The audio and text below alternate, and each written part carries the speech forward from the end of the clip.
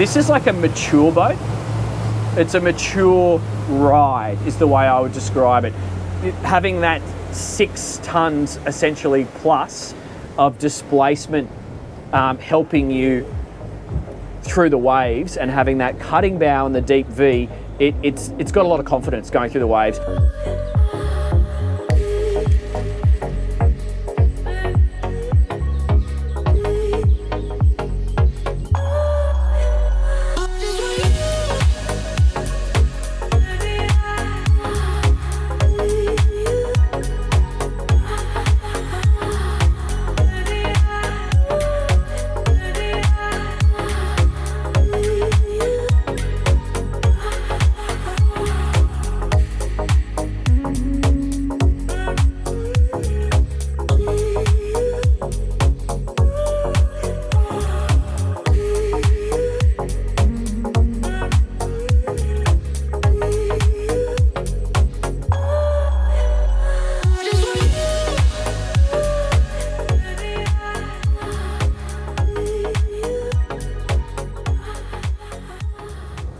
Okie dokie.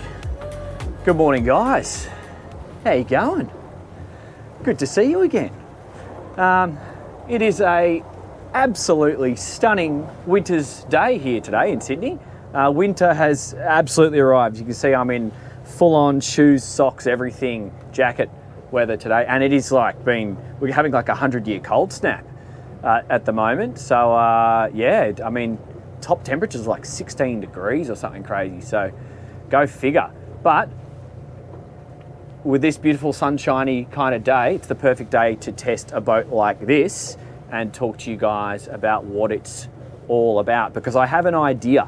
I have an idea that some of you might listen to, actually, because the world is going back to normal. I think I want to plant a seed in a couple of your heads, and you might just enjoy this idea. But anyway, we'll get to that in a tick. This is the test drive video. My name's Dan Jones. Welcome to Dan's Boat Life. And today I am on the Fjord 38 Xpress. Fjord, these guys brought sexy med day boats to the mass market. Simple as that. They have been around longer than anyone else in our market in Australia. They went global with the Fjord 40, which was an awesome boat. I've sold many of those over the years, and they're just cool.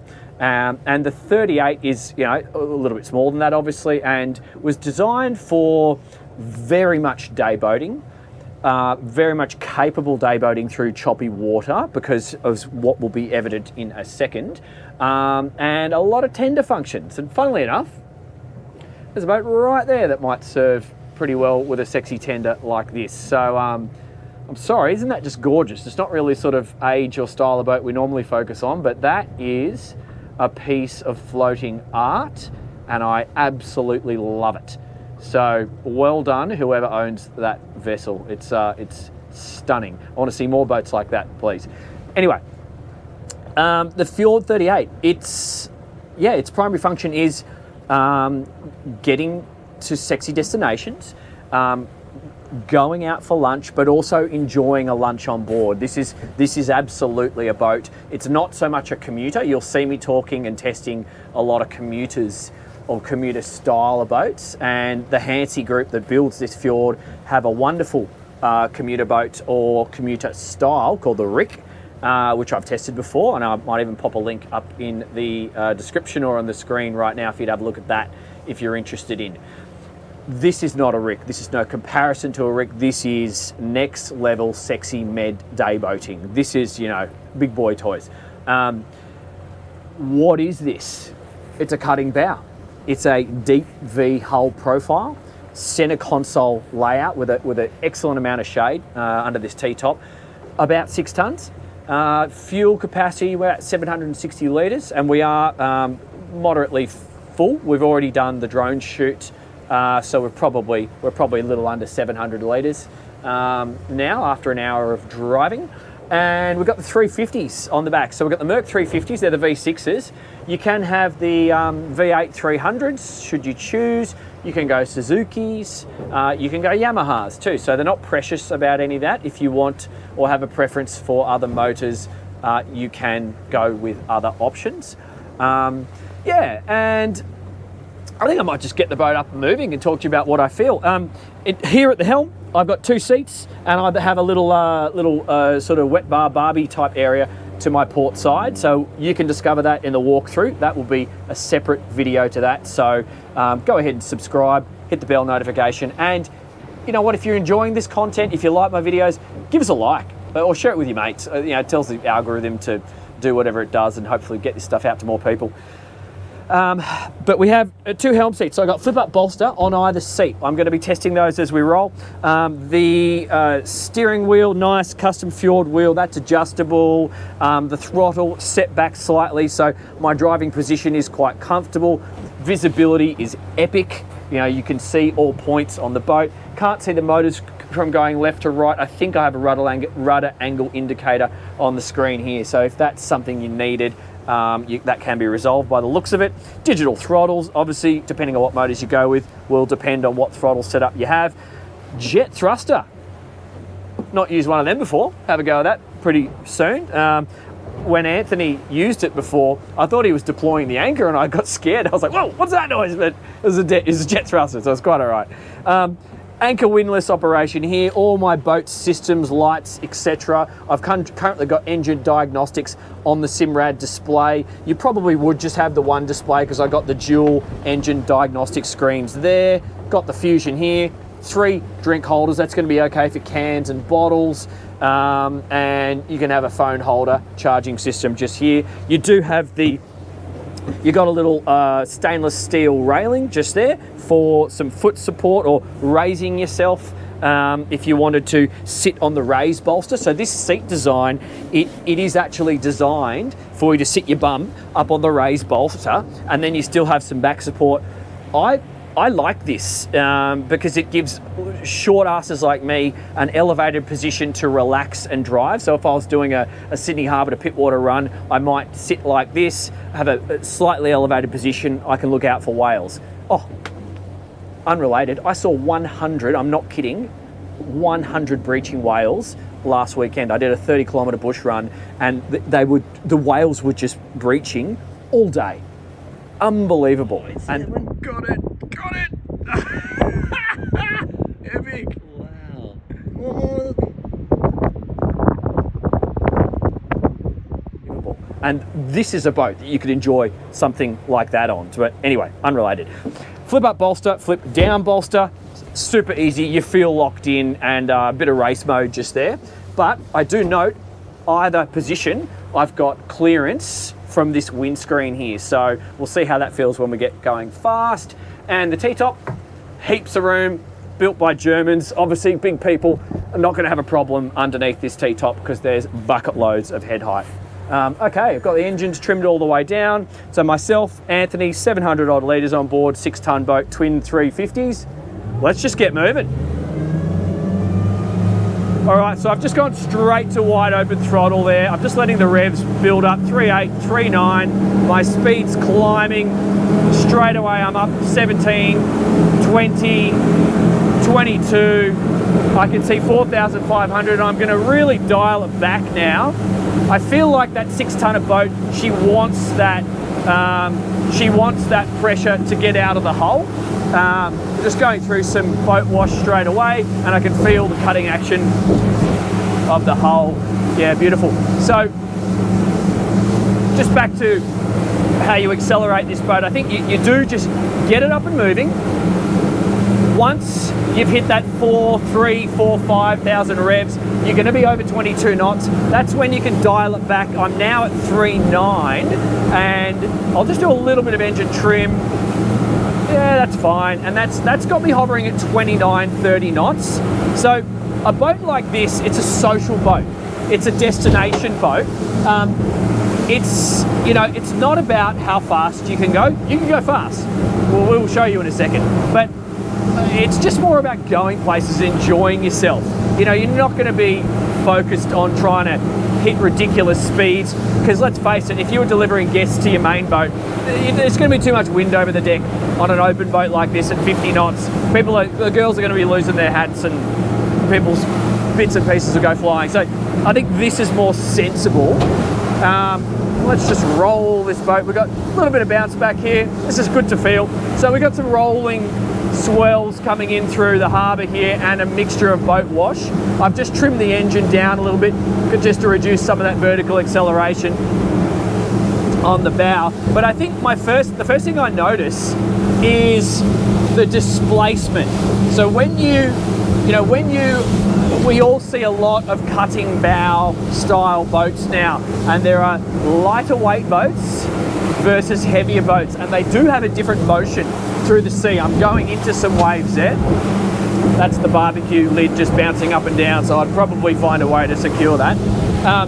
So you feel the extra weight and momentum taking you through these waves. So it's got a completely different feel to a lighter boat, and it feels like you're really slicing into some of those waves. I note that the bow is completely dry. These are not calm conditions. I've got moderate swell, I've got a bit of bounce back, and I've got stiff westerlies today. So let's just cross over in a couple of waves. So I'm just doing that at 29, 30 knots. I'm not going to increase my speed just yet. I've got a reef over there I need to avoid. There are breaking waves on it today. And yeah, this is comfortable. Alrighty, 32 knots.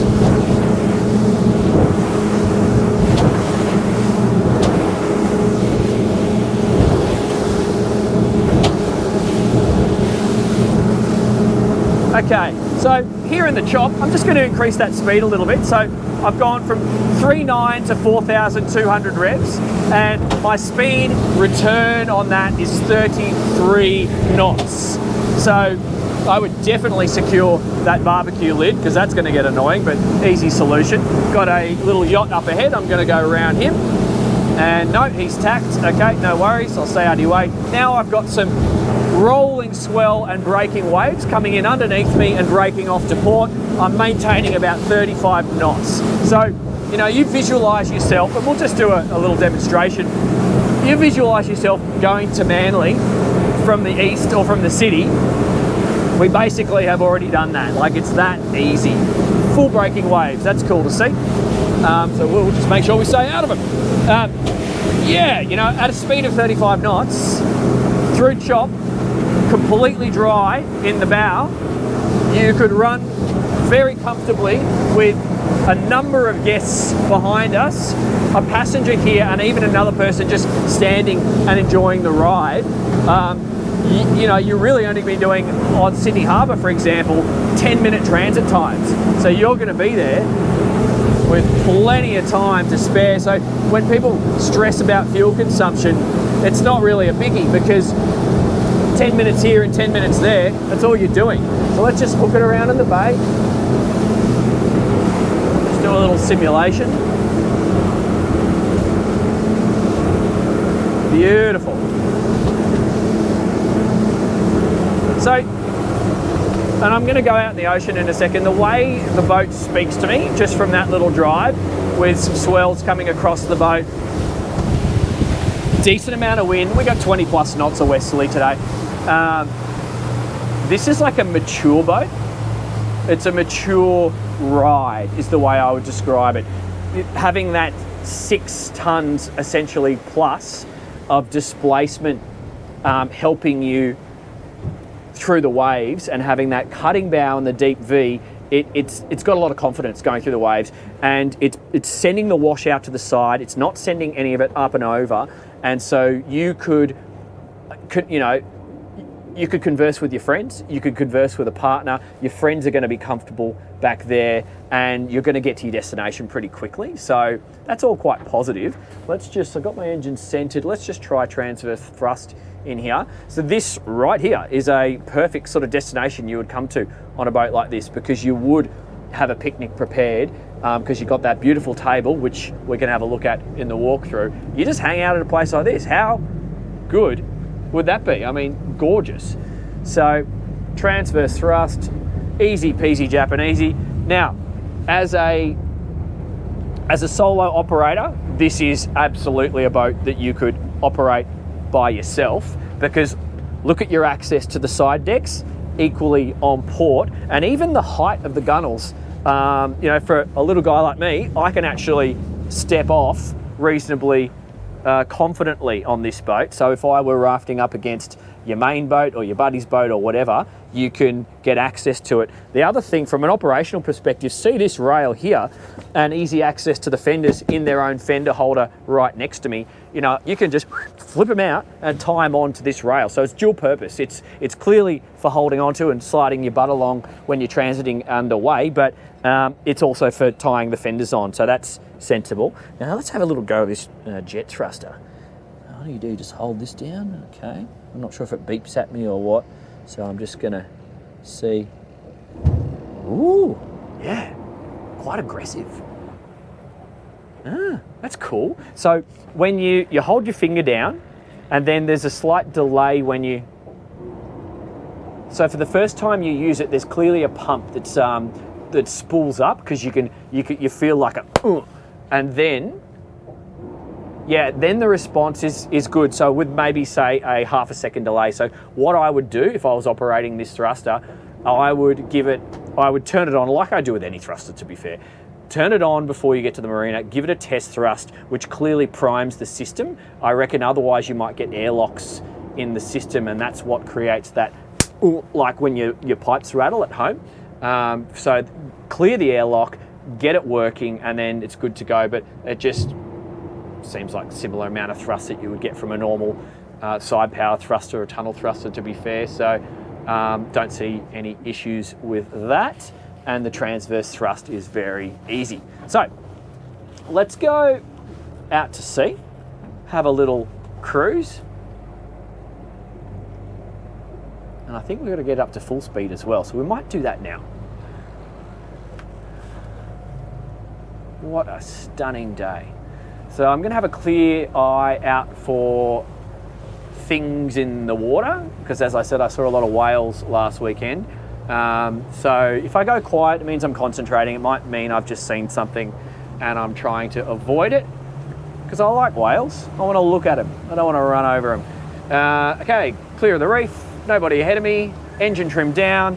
I'm doing 6 knots. I don't really care about like your displacement speeds on this boat. Because yeah, look, 7 knots, we're not making wash that's offending anyone, so you can come in.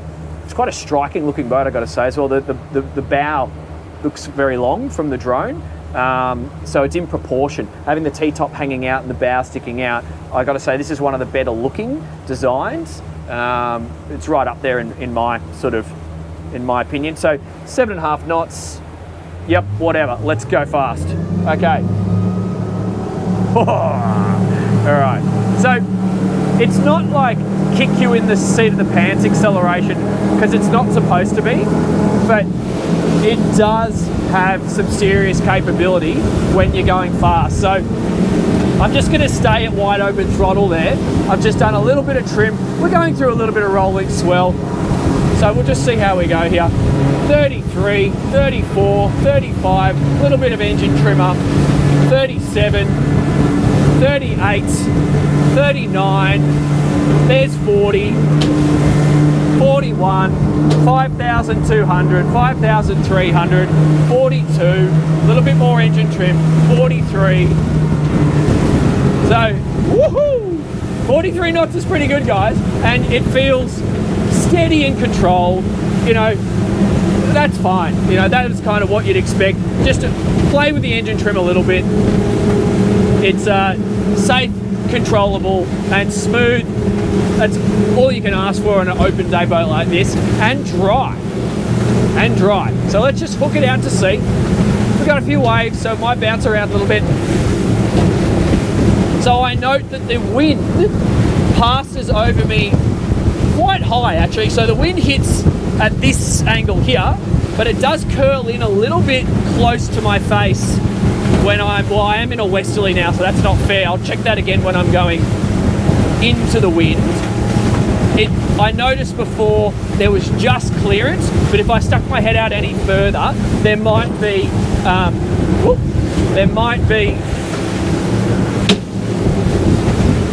a scenario where you're going to blow your hat off, is what I'm trying to say.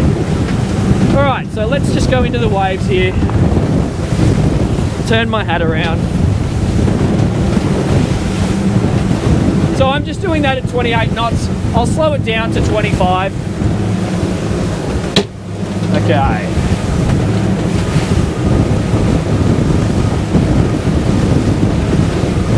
So I think going into ocean swells like this, 25 to 27 is probably about your speed.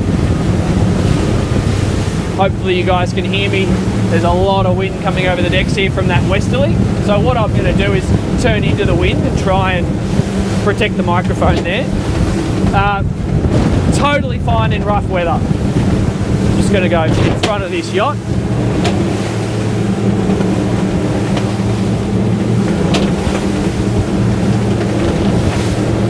Okay, so turning into the breeze. Got some swell to port, wind chop on starboard. A little bit quite typical confused Sydney Harbour day actually, which is where a boat like this just comes into its own. And I'm just doing that at ranging between 25 to 28 knots. A lot of wind now. I got white caps coming across the decks. So, you know, we're giving it a proper and true test. A lot more wind than what we had in the drone shoot. So we'll just hook it along here. So yeah, what does that tell me? In choppy water, in offshore conditions, run the boat at your 25 to 27 knot speed. In flat water or reasonably protected, go ahead and do your 43 knots if you wish.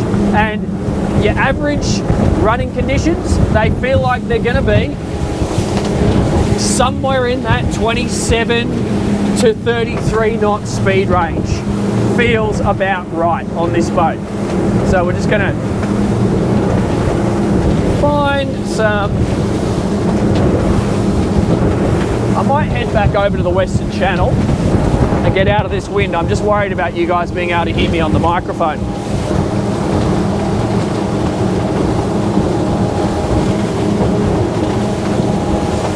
There we go. Okay, so yeah, she just loves going into the chop. She eats it up. All of this, I've had zero water over the bow, just slowing down for some boat wash there, hitting that at 31 knots. All the wash goes out from midships to aft, and the other thing I note is those seats out the back are completely dry. Completely dry. So we're just going to put it through some turns.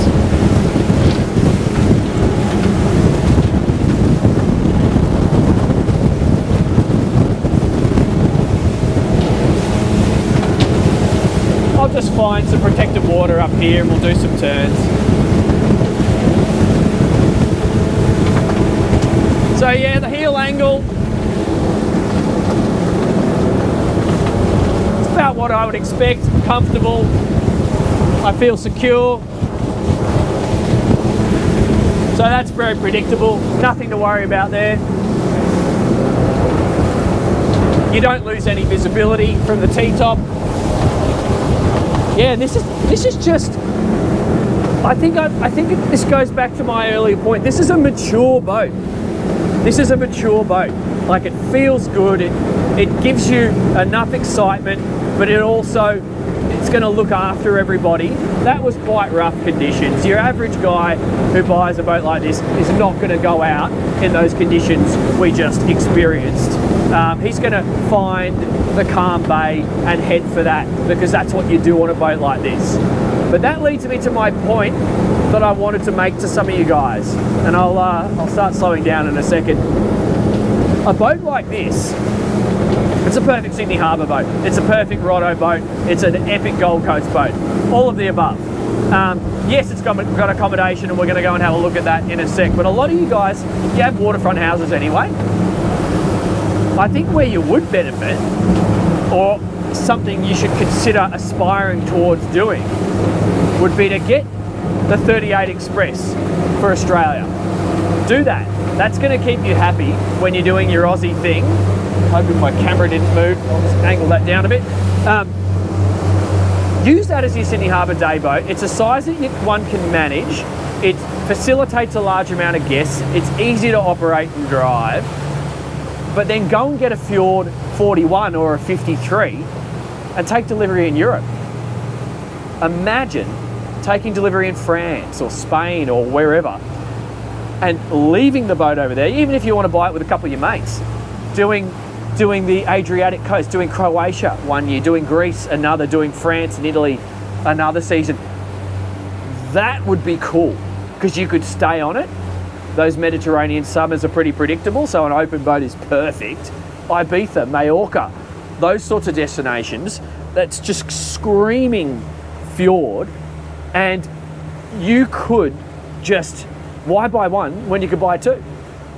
You could create the most epic adventures for you and your buddies, and with travel, at least for us anyway, with travel being impossible for the last 2 years, I think everyone's craving a bit of excitement, a bit of adventure.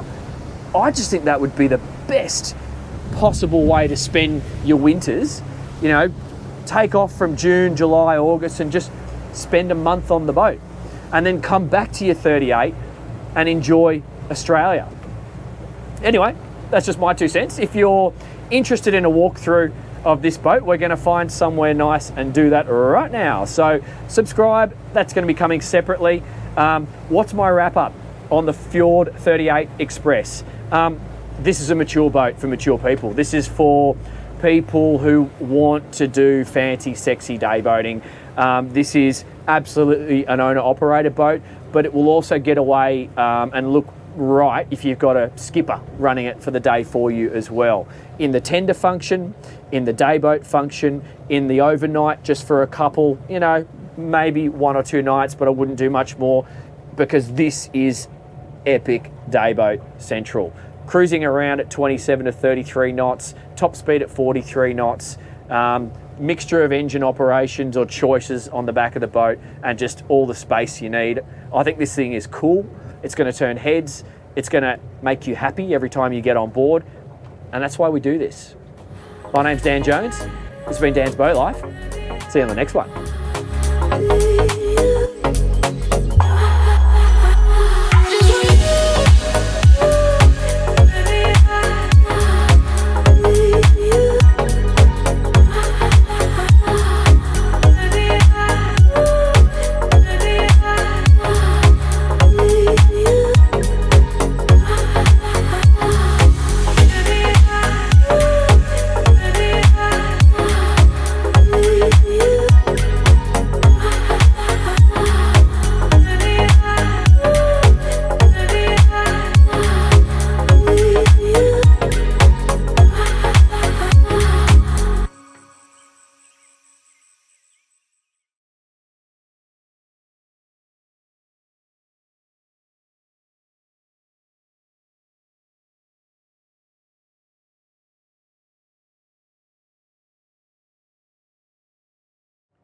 Okay guys, welcome to a bit of bonus content at the end of the video. For those of you who have watched the whole thing, thank you. And we're just going to throw her in the pen, so we figured we'd stick the camera back on and film it for you. What have we got here? We're going to be reversing in on port side. I've activated the bow thruster and done a test. I'll do that one more time. Okay, bow thruster operational. Got my engine trimmed down. Just got one boat to port. I'm going to go in front of him. And then going in, going to do transverse thrust and reverse my way into the marina. There is westerly wind. We're pretty protected here, but if there is any wind, it's going to be coming from my left side or the port side of the boat, blowing me to the boat next door. Lines are on the dock and the fenders are out. First things first, we'll just drive down the runway and we'll just do transverse thrust and spin the boat here in the marina and we'll see how she behaves. What I often do when I get into a close quarters situation like this is I reduce from driving 2 engines forward.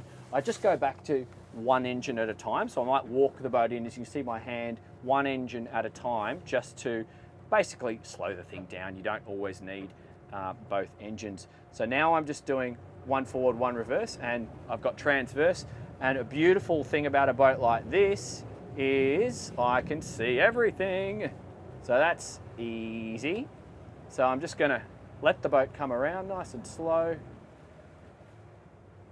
So we don't have joystick on this boat. I don't feel like it's super necessary. And now when I've got it lined up, I might just reverse and do a little bit of steering. There we go. And I'll just walk the boat in. Just going to walk it in.